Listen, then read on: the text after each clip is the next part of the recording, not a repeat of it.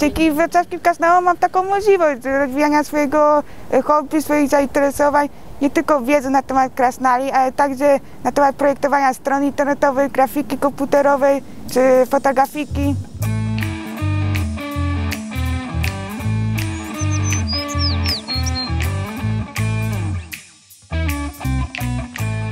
W 2008 roku zrobiłam pierwsze zdjęcie.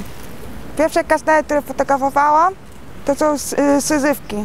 Na imię mam Ela i zajmuję się fotografowaniem, grafiką komputerową. Chodzę po Wrocławiu i fotografuję Wrocław, głównie wrocławskie krasnale. Najbardziej mi się spodobały, były najciekawsze. Podziwiałam to, jak one są wykonane. Jak stawiali nowe krasnale, to byłam zadowolona, szczęśliwa i od razu chciałam go sfotografować. Mam ponad 1000 zdjęć z tego wynika. Tu już zapisałem, że tak było policzyć. 489, 497 i 169. I któregoś dnia w szkole chciałam zdobyć 6, bo wiedziałam, czy dobrze mi idzie informatyki.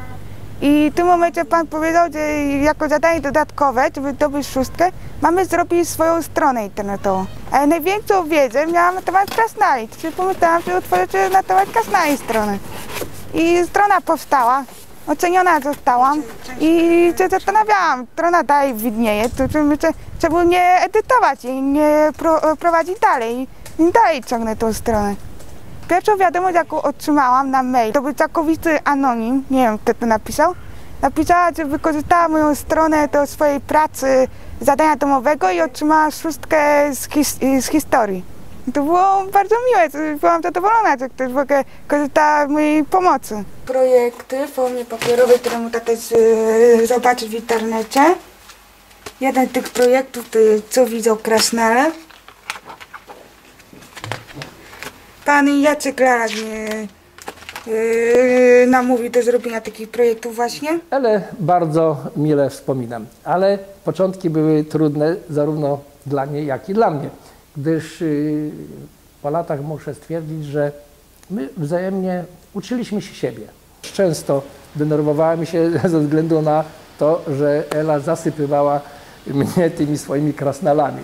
Na początku zdjęcia tych krasnali były, no powiedzmy, takie sobie, gdyż Ela nie posiadała dobrego sprzętu.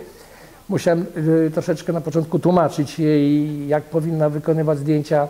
I bardzo cieszę się, że taka jedna sprawa, mianowicie opracowanie jej strony internetowej z tymi zdjęciami, to był nasz wspólny pomysł i za co Ela mnie serdecznie podziękowała na tej stronie. Sama wymyśliła pomysł, bo chodziło o to, żeby pokazać, że ten krasnal patrzy na ludzi przechodzących.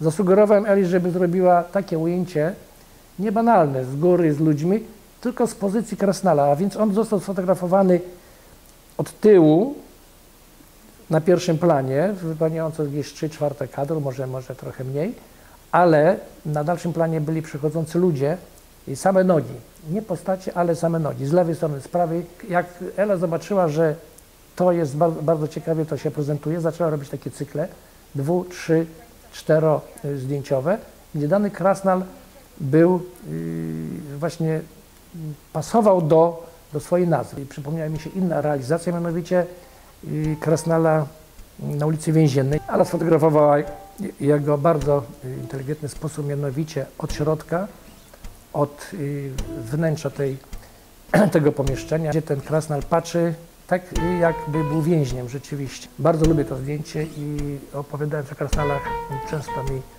przychodzi do głowy. Pierwsze zdjęcia, jak robiłam, to właśnie zawsze zakładałam tą czapkę, gdyż miałam problemy z kwatakami z nosa i mama mi nie pozwalała wyjść na miasto bez żadnej osłony.